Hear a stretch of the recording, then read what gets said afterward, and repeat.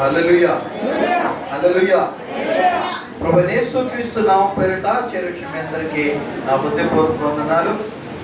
ఇంకా చాలా మంది రావాలి, జెండా వందనం పెట్టాను. సరే, మంచిది. దేవుని యొక్క వాక్య భాగాన్ని ధ్యానం చేసుకుందాం.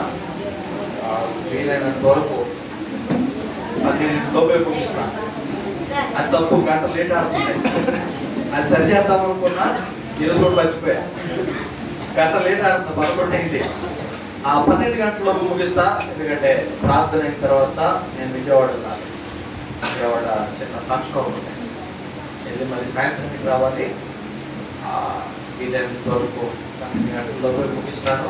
దయచేసి మనం చేసుకుంటున్నాను. మరొకసారి చేరొచ్చి మీ అందరికీ నా హృదయపూర్వక వందనాలు. అలాగే కోతకాల పండుగ బాప్తిస్మాల్లో సహకరించిన ప్రతి ఒక్కరికి కూడా పేరు పేరు నా వందనాలు. చాలా మంది పోయిన సంవత్సరం కంటే ఈ సంవత్సరం చాలా మంది సహకరించారు. నిజంగా భోజనం కూడా చాలా చక్కగా జరిగింది. బాక్సులు తక్కువ వచ్చినాయి. చాలా సంతోషం. నిజంగా పనుల్లో మనం ముందడుగు వేస్తుంటే ప్రభు ఖచ్చితంగా తన పరిచర్యలో ఆశీర్వాదాన్ని మనకు చూపిస్తాడు. ఇప్పుడు ఈ పరిచర్య నా ఒక్కడి మీద ఆధారపడుందా? నా ఒక్కడి మీద ఆధారపడుందా?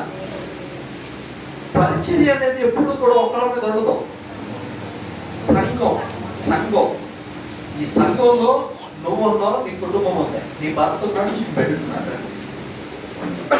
మనందరం కూడా ప్రతి పనిలో సహకరిస్తేనే పరిచయంలో మనకు దీవెనలు, ఆశీర్వాదాలు, సంఘ అభివృద్ధి, పరిచర్య అభివృద్ధి జరుగుతాయి. సంఘ అభివృద్ధి, పరిచర్య కూడా అభివృద్ధి జరుగుతుంది. దయచేసి జ్ఞాపకించుకోండి. సహకరించిన అందరికీ పేరు పేరున మరొకసారి వందనాలు. దేవుని యొక్క వాక్యం ధ్యానం చేసుకుందాం. పరిశుద్ధ లేఖన భాగాల్లో నుంచి పేతురుకు రాసినటువంటి రెండవ పత్రిక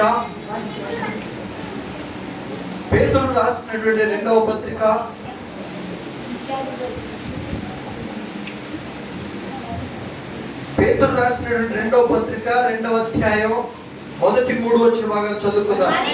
మరియు అబద్ధ ప్రవక్తలుండిరి, ప్రజల్లో ఉండిరి, అటువలనే మీలోను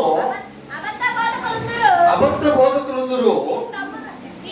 వీరు తమ్మును కొనిన ప్రభువును కూడా విసర్జించుచు తమ్మును తామే శీఘ్రముగా నాశనము కలగజేసుకొనుచు నాశనకరమగు భిన్నాభిప్రాయములను రహస్యముగా బోధించుచు మరియు అనేకులు వారి పోకిరి చేష్టలను అనుసరించి నడుతురు. వీరిని బట్టి సత్య మార్గము దూషించబడును. వారు అధిక లోపులై కల్పనా వాక్యములు చెప్పుచు మీ వలన లాభము సంపాదించుకొందురు. వారికి పూర్వం నుండి విధింపబడిన తీర్పు ఆలస్యము చేయదు. వారి నాశనము ఉనికి నిద్రపోదు. దేవుని స్తోత్రం. హల్లెలూయా, హల్లెలూయా. మరొకసారి ప్రభువైన యేసుక్రీస్తు నామం పేరిట చేరొచ్చిన అందరికీ నా హృదయపూర్వక వందనాలు.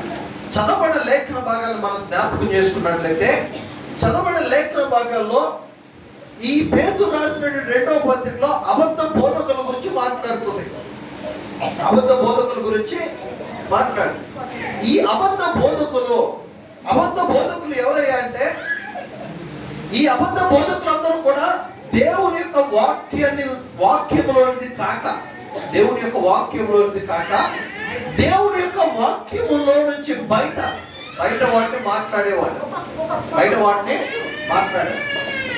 నేను ఒకసారి చెప్పాను ఏమనంటే, ఏదో మాకు ఒక అమెరికా నుంచి వచ్చిన ఆయన ఒక క్లాస్ చెప్పాడు. నేను బైబిల్ చదువుతున్నాను అని చెప్పిన క్లాస్ ఏంటంటే, సిలువను గురించి మాట్లాడుతుంటున్నాడు. ఈ సిలువను గురించి మాట్లాడుతూ చాలా మంది ఏం చేస్తున్నారంటే, సిలువను గురించిన వార్త నశించుతున్న వారికి వెరితనముగాను, రక్షించబడుతున్నట్టు మనకు దేవుని యొక్క శక్తిగా ఉంది. అయితే ఈ సిలువను గురించిన వార్త నశించుతున్న వారికి ఏమో వెరితనం, రక్షించబడుతున్న మనకేమో దేవుని శక్తి అన్నది. అయితే చాలా మంది ఏం చేస్తారంటే ఈ సిలువల గురించి మాట్లాడడానికి, సిలువ గురించి మాట్లాడంటే సిలువ వెనక పక్క నుంచో, సిలువ ముందు నుంచో, సిలువ పక్క నుంచో మాట్లాడతారు. దేవుని యొక్క వాక్య భాగాన్ని ఈ రోజు చాలా మంది అబద్ధ బోధకులు ఏం చేస్తున్నారంటే వాక్యములో ఉన్న దాని గురించి మాట్లాడకుండా వాక్యంలో లేని దాని గురించి మాట్లాడుతున్నారు. వాక్యంలో లేని దాని గురించి మాట్లాడుతున్నారు. వాక్యంలో ఉన్న విషయాన్ని గమనించక వాక్యంలో లేని దాని గురించి మాట్లాడుతున్నారు. ఈ యొక్క ఉదయకాల సమయంలో నేను మాట్లాడుతున్న ఆశపడుతున్న విషయం ఏంటంటే ద్రాక్ష తోటలను పాడు చేసే గుంటనక్కలో, ద్రాక్ష తోటలను పాడు చేసే గుంటనక్క. ఈ యొక్క ద్రాక్ష తోటను పాడు చేసే గుంటనక్కలు ఎక్కడ ఉన్నాయంటే సంఘములో ఉన్నాయి, సంఘములో ఉన్నాయి. ఈ ద్రాక్ష తోటను పాడు చేసేటువంటి నక్కలు ఎక్కడ ఉన్నాయంటే సేవకుల్లో ఉన్నాయి. ఈ ద్రాక్ష తోటను పాడు చేసే నక్కలు ఎక్కడ ఉన్నాయంటే కుటుంబాల్లో ఉన్నాయి, కుటుంబాల్లో ఉన్నాయి. ఈ నక్కల వలన ద్రాక్ష తోట, ద్రాక్ష వనము పాడైపోతుంది. ఈ ద్రాక్ష వనం దేనికి సాదృశ్యంగా ఉందంటే సంఘానికి సాదృశ్యంగా ఉంది, సంఘానికి సాదృశ్యంగా ఉంది. ఈ సంఘములో ఉన్నటువంటి ప్రతి ఒక్కరు కూడా మనం ఏం చేస్తున్నామంటే ద్రాక్ష తోటను నక్కలు ఎలాగైతే పాడు చేస్తుంటాయో అదే రీతిగా సంఘాన్ని పాడు చేస్తుంటారు, సంఘాన్ని పాడు చేస్తుంటారు. సంఘం పాడైపోవడం గల కారణాలు ఏంటి? సంఘం పాడైపోవడం గల కారణాలు ఏంటి? కొన్ని విషయాలు జ్ఞాపకం చేస్తాను. సంఘములో వేరు రావడానికి గల కారణాలు ఏంటి? సంఘం విడిపోవడానికి గల కారణాలు ఏంటి? సంఘంలో మనస్పర్ధలు రావడానికి గల కారణాలు చూడు దేవుని యొక్క వాక్యంలో 1 కొరింథీ పత్రిక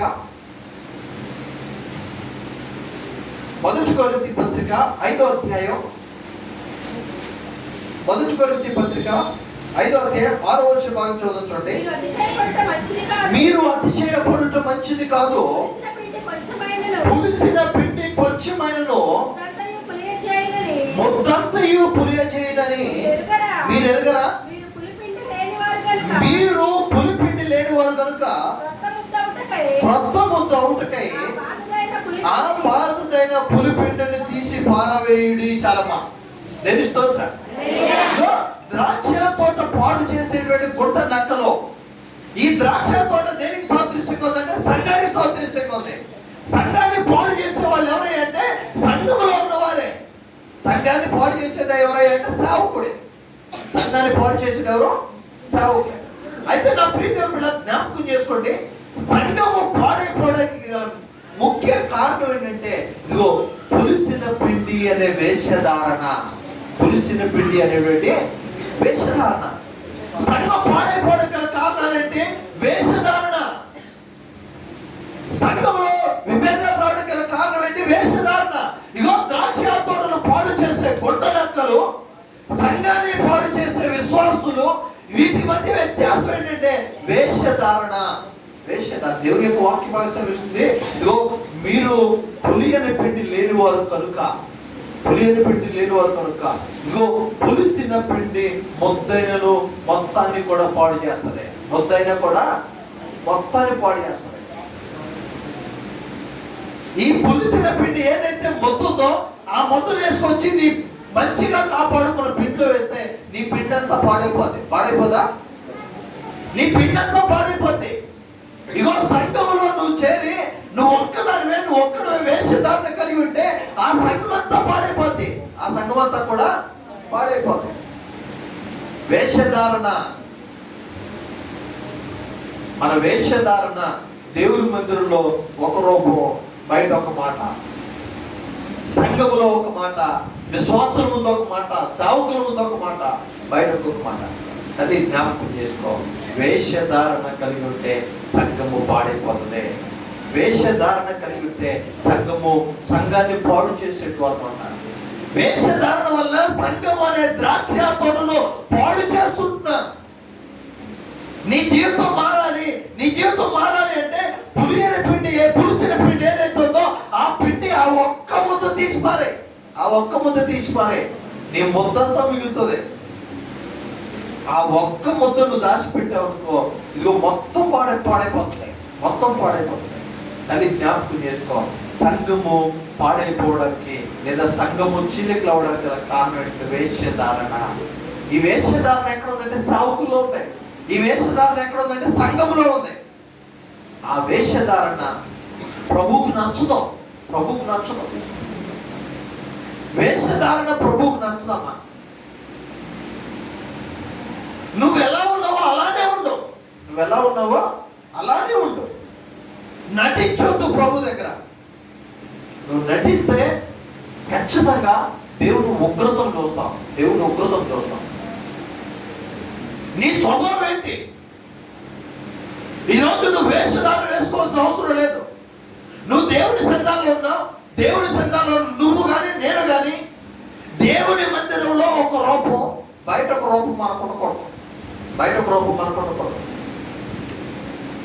దేవుడి యొక్క వాక్య భాగంలో ఒక మాట చాలా చక్కగా ఉంటుంది. ఏమంటే మోసపోకుడి దేవుడు విక్రింపబడతాం. అక్కడ చాలు, మోసపోకుడి దేవుడు విక్రింపబడతాం. ఇప్పుడు నేను వేష్యం వేసుకున్నాను అనుకో, వేష్యం మీ ముందున్నప్పుడు పరిశుద్ధంగా ఉండి,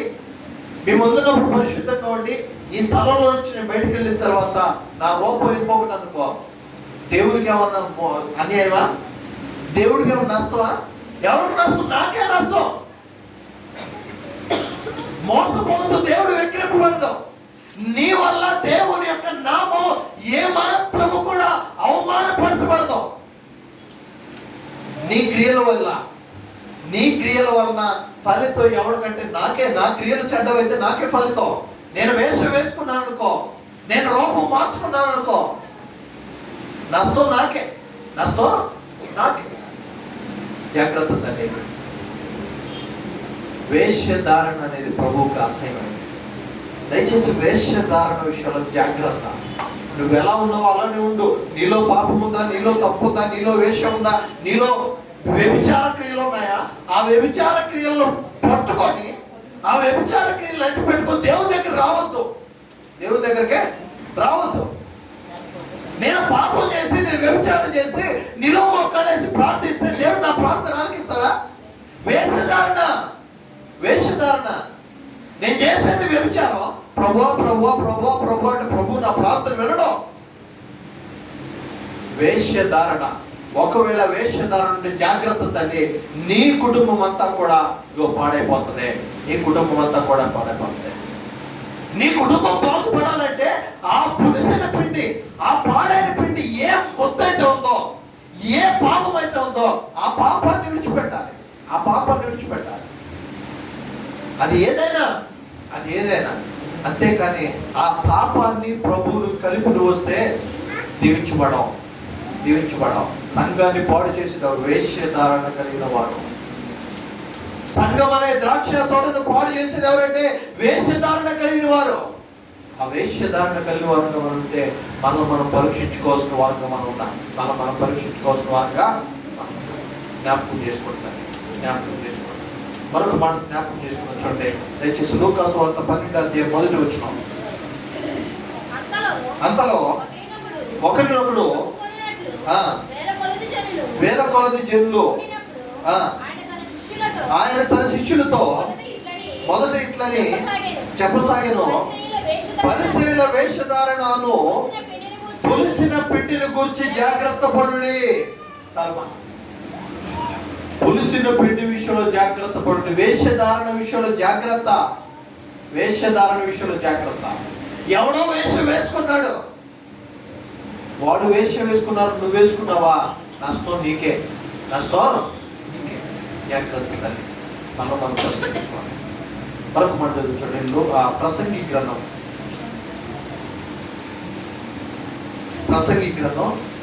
10వ అధ్యాయం.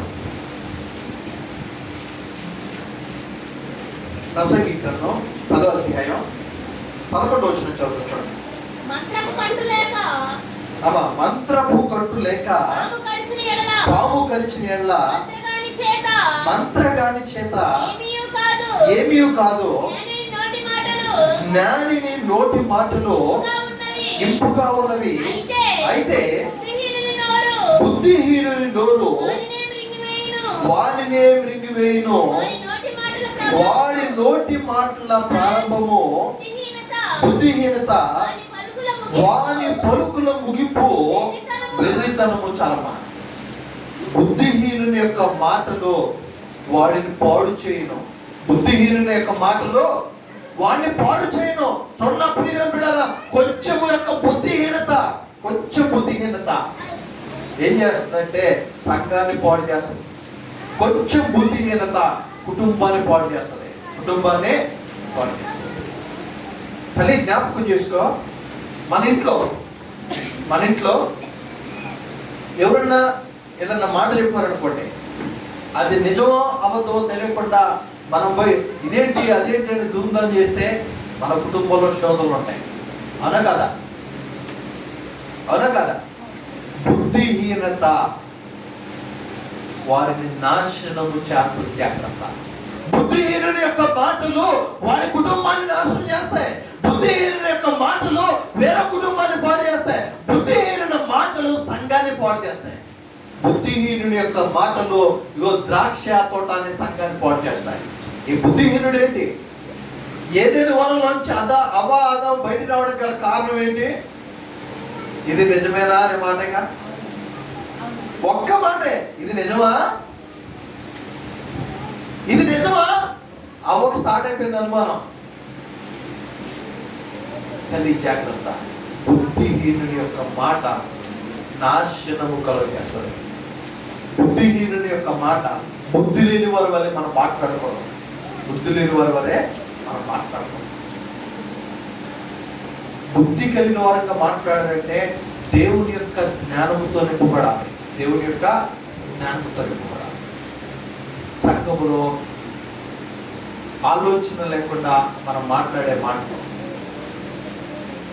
ఆలోచన లేకుండా మనం చేసే పనులు అవి ఇతరులకు ఇబ్బందికరంగా ఉంటాయి. ఇతరులకు ఒకసారి జ్ఞాపకం చేసుకోండి.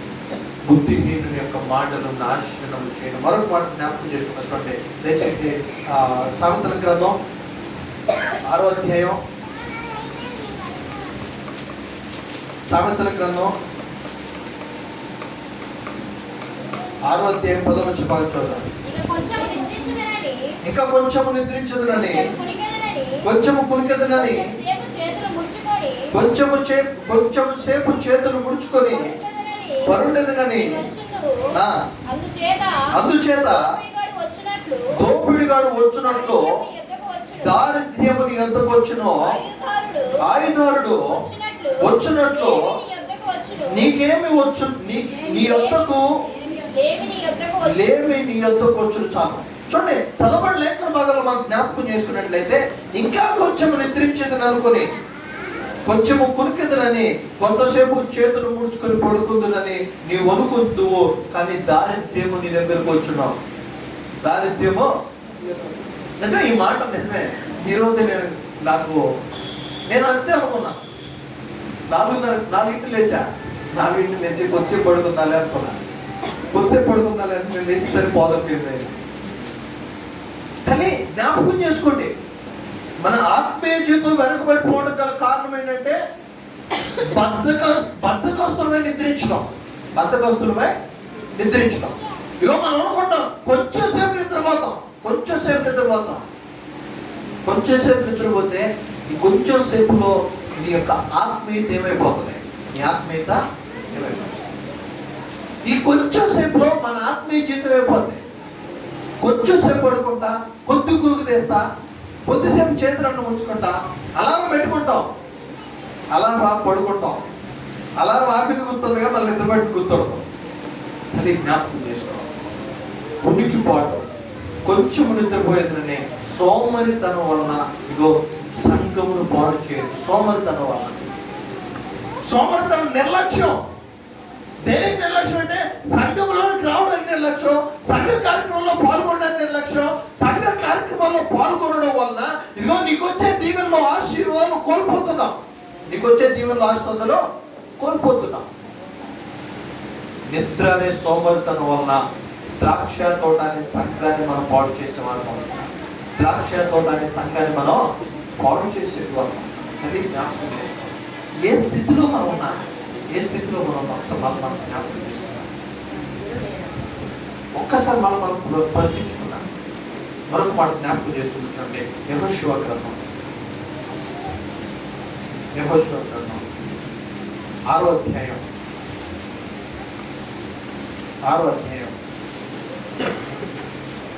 18 వచ్చి శపింపబడిన దానిలో కొంచెమైనను మీరు తీసుకొని ఎడల మీరు శాపగ్రస్తులు అవుతారు. చాలా ఇదిగో శపించబడిన దానిలో మీరు ఏదన్నా కొంచెం తీసుకుంటే శాపగ్రస్తులు అవుతారు. తల్లి జాగ్రత్త జాగ్రత్త. పాపము సొమ్ములోను పాలు పొందుకుంటే శాపం వస్తుంది. శపించబడిన దానిలో నువ్వు చేయి వేస్తే శాపం వస్తుంది. జ్ఞాపకం చేసుకోండి. శపించబడిన దాన్ని నువ్వు సంఘంలో తీసుకొస్తుంటున్నావా?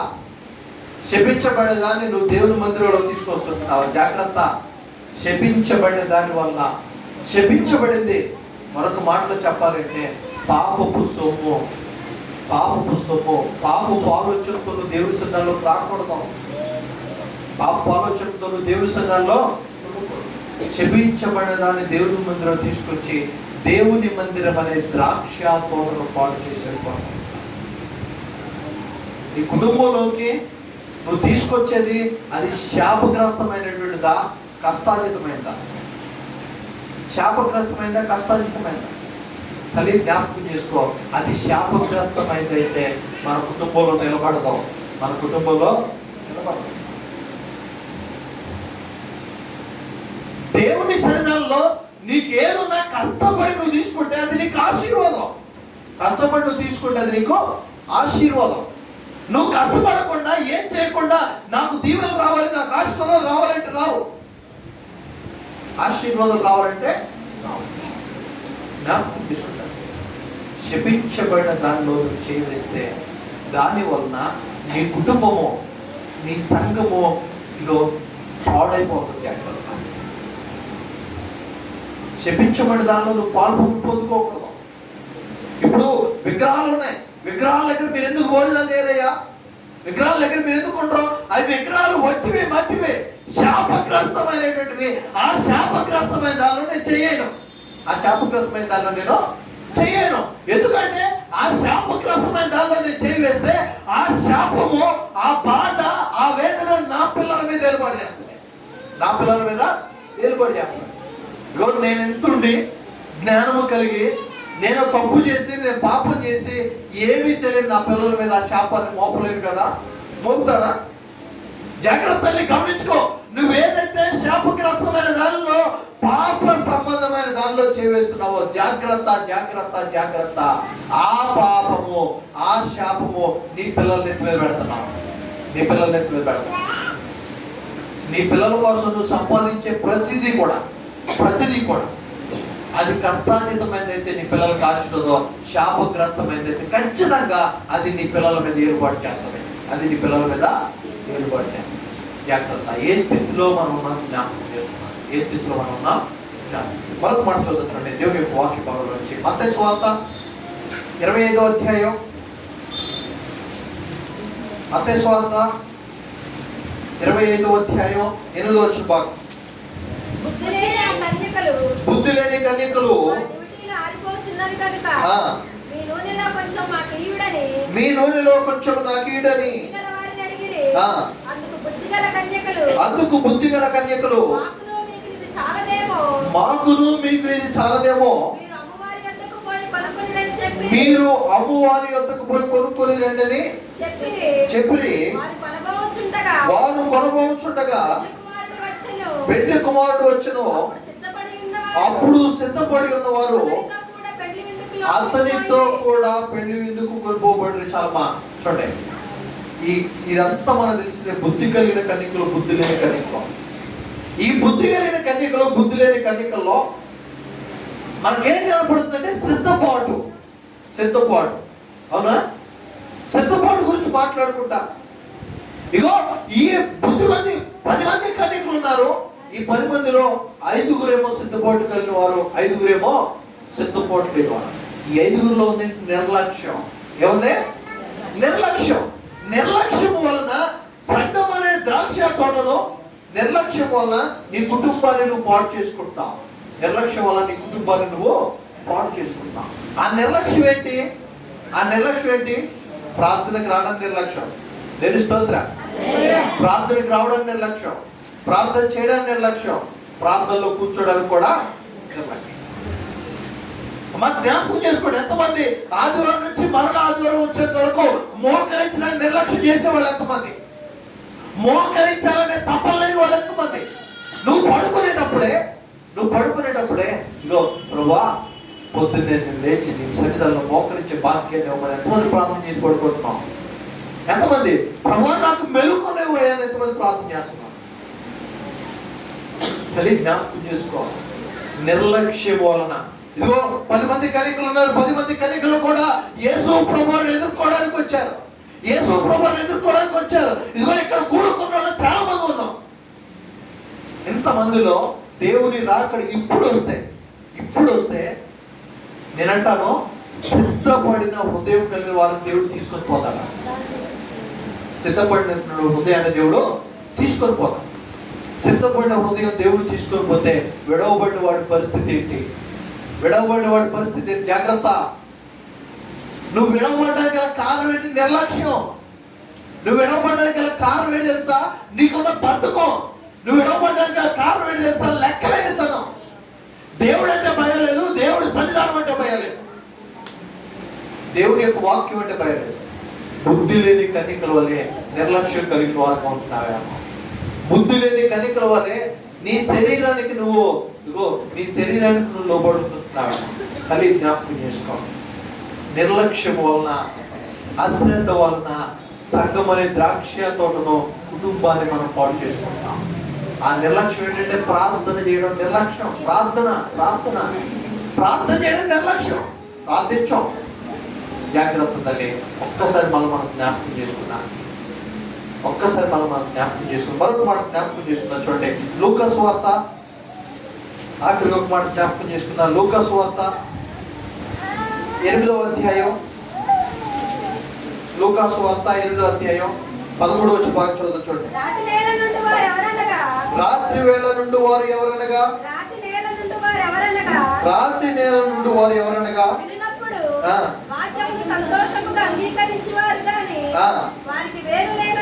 వారికి వేరు లేనందున కొంచెము కాలము నమ్మి శోధన కాలమున తొలగిపోతురు. చాలమ్మా అమ్మ, జాగ్రత్తగా ఉండండి ఈ మాటని. రాత్రి నేల నుండి వారు ఎవరనగా, ఇగో విత్తనాలు చల్లడానికి బయలుదేరాడు. బయలుదేరినప్పుడు కొన్ని విత్తనాలు ముళ్ళ పొదల్లో పడ్డాయి, కొన్ని విత్తనాలు రాత్రి నేల మీద పడ్డాయి, కొన్ని విత్తనాలు రోడ్డు పక్కన పడ్డాయి, కొన్ని విత్తనాలు సదును ప్రదేశంలో పడ్డాయి. త్రోవ పక్కన ముళ్ళ పొదల్లో పడ్డ విత్తనాలేమో అవి మొలిచాయి, కానీ ఎదగడానికి అవకాశం లేదు. ముళ్ళ పొదలు వాటిని అణిచివేస్తుంటాయి. రోడ్డు పక్కన ఉన్న పండు విత్తనాలేమో పక్షులు వచ్చి వాటిని తిని వెళ్ళిపోయాయి. రాతి నేల మీద పడ్డ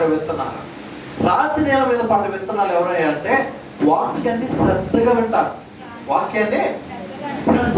ఎంత శ్రద్ధగా అంటే ఈ వాక్యం వినేటప్పుడు నిద్ర వచ్చిన ఓగ్రం. వాక్యాన్ని శ్రద్ధగా విని, వాక్యాన్ని జాగ్రత్తగా చదివి ఆ వాక్యాన్ని అనుసరించడం. విత్తనాలు రాత్రి నేల మీద పడ్డాయి, కానీ వేర్లు రావట్లా.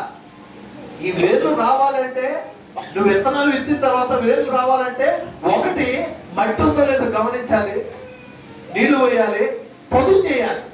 ఏమా, విత్తనాలు అయితే పడుతున్నాయి, కానీ ఆ విత్తనాలు వేర్లు లేనందున వేర్లు లేవు. ఎందుకంటే గుండె రాతిదైపోయింది. ఈ రాతి గుండెలోని దేవుని యొక్క వాక్యం నాటపట్ల. ఎందుకంటే ఈ రాతి హృదయంలో అన్ని సాంప్రదాయాలు కట్టుబాట్లు ఉన్నాయి. పడుకునే ముందు ఇంటి ముందు చీపురేమంటున్నారు. ఈ సాంప్రదాయాలు కట్టుబాట్లు ఉండడం వల్ల నా తల్లి దేవుని యొక్క వాక్యం నాటపట్ల ఎవరైతే రాత్రి నేల మీద పడ్డ విత్తనాలుగా ఉంటున్నారో వీళ్ళందరూ ఏం చేస్తున్నారు? కొంచెం కాలం ప్రభువుని నమ్ముకొని శోధన సంభవించిన తర్వాత, బాధలు వచ్చిన తర్వాత, నిందలు వచ్చిన తర్వాత, దేవుణ్ణి విడిచిపెట్టి మంత్రాలు తిరుగుతున్నారు. ఈ రాత్రి నెల పడ్డ విత్తనాలు కొంచెం కాలం దేవుడు నమ్ముతున్నారు. కొంచెం కాలం ఎంతవరకు అంటే దేవుడు ఒక శోధన రాకలోనే ఈ శోధనకు భయపడి దేవుడు విడిచిపెడుతున్నారు. ఈ శోధనకు భయపడి దేవుడు విడిచిపెడుతున్నారు. నిజంగా ఒక బాధాకరమైన విషయం ఏంటంటే మన దగ్గర కాదు కానీ ప్రతి చోట ఉన్నారు ఇలాంటి వాడు. దేవుడు మరణ పడక మీద నుంచి దేవుడు లేవనెత్తితే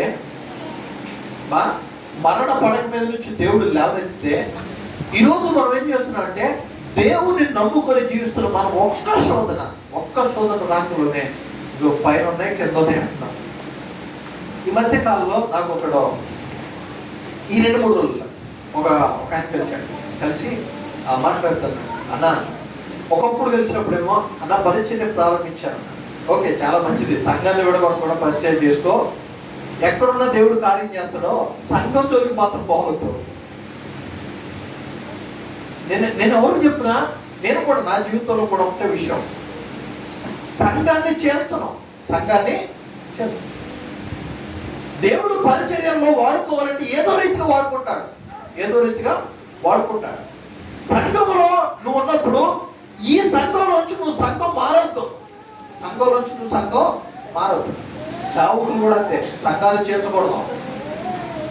ఇప్పటి వరకు నేను రాజుపేటకు వచ్చి 9 సంవత్సరాలు ఎవరు కూడా మా చర్చికి రండి నేను పిలవను. ఎవరిని పిలవను. చర్చికి వెళ్తున్నావో సంతోషం రాదని. అయితే వాడు కలిసి అన్న పరిచయం ప్రారంభించారు. మంచిది, పరిచయం చేయాలన్నా. తర్వాత మళ్ళీ ఈ మధ్య కాలం 2-3 రోజుల కింద కలిసి అన్న నాకు పైన ఉన్నాయండి అన్న. పైన వచ్చినాయి, బాగా శోధించబడ్డాను, పరిచయం చేయట్లేదు, వేరే పాస్టర్ దగ్గర పోతున్నా, దీవెనలు ఆ స్వస్థతలో దేవుని కార్యాలను చూస్తున్నాను. నేను అంటాను, పైన ఉన్నాయనే మాట నీకు పైకి వచ్చిందంటే ప్రార్థన లేదు. నిజం తల్లి, జాగ్రత్తగా గమనించండి. పైన అనే మాట నీకు వచ్చిందంటే నువ్వు ఎవరో ఏదో ఉంది, ఏదో చూపించుకుంటే ఏదో చేస్తాను అంటే నీ కుటుంబంలో ఆ మాట నీ నోటికి వస్తే నీ జీవితంలో ప్రార్థన లేదు. నువ్వు ఎటువంటి దాని అంటే వాక్యాన్ని విని ఉన్నావు, కానీ శోధన సంభవించగానే ఎండిపోతున్నావు. శోధన రాగానే ప్రభువును విడిచిపెడుతున్నా. నీ కుటుంబంలో, నీ బిడ్డ జీవితంలో, నీ భర్త జీవితంలో జాగ్రత్తగా గమనించు. ఏ కుటుంబం అయితే మంత్రాలు తంత్రాలు అంటుందో ఆ కుటుంబంలో ప్రార్థన లేదు. ఆ కుటుంబంలో ఉన్న తల్లి బద్ధకస్తురా. ఈ మాట అనడంలో నేనేమాత్రం కూడా ఆలోచన. ఇప్పుడు నా ఇంట్లోనే మంత్రాలు తంత్రాలు ఉన్నాయంటే నేనంటాను నా ఇంట్లో నేను బద్ధకస్తుని. నా ఇంట్లో నా తల్లి బద్ధకస్తురా. కారణం ఏంటయ్యా అంటే నా తల్లి ప్రార్థన చేస్తే నా ఇంట్లోకి ఏ శోధన రాదు. నా తల్లి ప్రార్థన చేసేదైతే నా కుటుంబంలో ఆపద రాదు. నా తల్లి ప్రార్థన చేసేదైతే నా కుటుంబంలో ఏ ఆపద రాదు. మంత్రాలు నేను పోవాల్సిన అవసరం లేదు. ఎందుకంటే నేను నాటబడిన ప్రదేశము ఇదిగో కాయలు కాసే ప్రదేశము. కొన్ని విత్తనాలు ముళ్ళ పొదల్లో పడ్డాయేమో మొలకలు వచ్చాయి, కానీ ముళ్ళ పొదలు వాటిని అణిచివేశాయి. రోడ్డు పక్కన పడ్డాయేమో పక్షులు వచ్చి వాటిని తిన్నాయి. రాతి నేల మీద పడ్డవి. వాక్యాన్ని విన్నాయి, కానీ శోధన రాకలోనే దాని వేరుల్లో బలం లేనందుకు ఎండిపోయాయి. ఎక్కడ బలం లేదు? వేర్లలో బలం లేదు. వేర్లలో బలం రావాలంటే ప్రార్థించాలి. కొన్ని విత్తనాలు మంచి నేల ఉంటాయి. మంచి నేల మీద పడ్డ విత్తనాలు గొప్పగా ఎదిగి ఫలాలిచ్చేవిగా ఉన్నాయి. తల్లి ఏ స్థితిలో నువ్వు ఉన్నా జ్ఞాపకం చేసుకుని ఆ వాక్యాన్ని నేను ముగిస్తుంటున్నాను. నేనంటాను మరొకసారి ఆఖరిగా నేను చెప్పి నేను ముగిస్తాను. ఏ కుటుంబంలో అయితే నాకు తెలియదు, ఏ కుటుంబంలో అయితే మంత్రాలు తంత్రాలు జాతకాలు మోతాలు సమయాలు చూస్తున్నారో నేనంట ఆ ఇంట్లో ఆ తల్లి బద్ధకస్తురాలు. ఎందుకంటే ఆ తల్లి ప్రార్థన చేయడం రాదు ఆ తల్లికి. ఎందుకంటే ఆ తల్లి మోకరించట్లా. ఆ తల్లి మోకరిస్తే ఖచ్చితంగా దేవుడు కార్యం చేస్తాడు. దేవుడి యొక్క వాక్యం సెలవిస్తుంది, విలాప వాక్యాలు 2:19 భాగంలో, నీవు రేయి మొదటి జామున లేచి నీళ్లు కుమరించినట్లు ప్రభు సన్నిధానంలో నీ పసిపిల్లల ప్రాణం కొరకు మొరపెట్టమంటున్నాడు దేవుడు.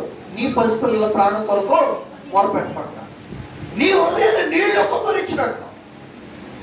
ఎంతమంది రేయి మొదటి జామున లేచి నీ పిల్లల కొరకు ప్రార్థిస్తున్నారు? ఎంతమంది రేయి మొదటి జామున లేచి నీ కుటుంబం కొరకు ప్రార్థిస్తున్నారు? ఎంతమంది రేయి మొదటి జామున లేచి నీ కుటుంబంలో ఉన్న ప్రతి ఒక్క పరిస్థితిని ప్రభువా మార్చమని ప్రార్థించేవారుగా ఉంటారు? ఎంతమంది?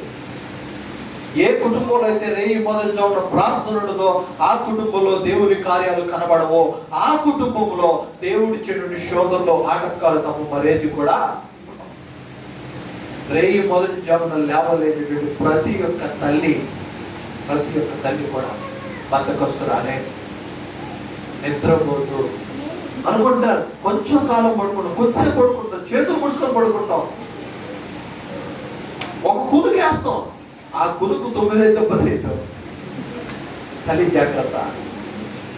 ఆ కునుకు పోవాలంటే మళ్ళీ మనకైతే విజిలెన్స్ పడాలి, మున్సిపాలిటీ విజిల్. తల్లి జాగ్రత్త. ఒక్కసారి జ్ఞాపకం చేసుకో. నీ కుటుంబంలో, సంఘంలో ద్రాక్ష తోటను పాడు చేసే నక్కలుగా మనం ఉన్నామా? ద్రాక్ష తోట చుట్టూ కూడా కంచెలు వేసుకొని కాపాడుకునే వారు తలలో వచ్చిన చిన్న ప్రార్థన.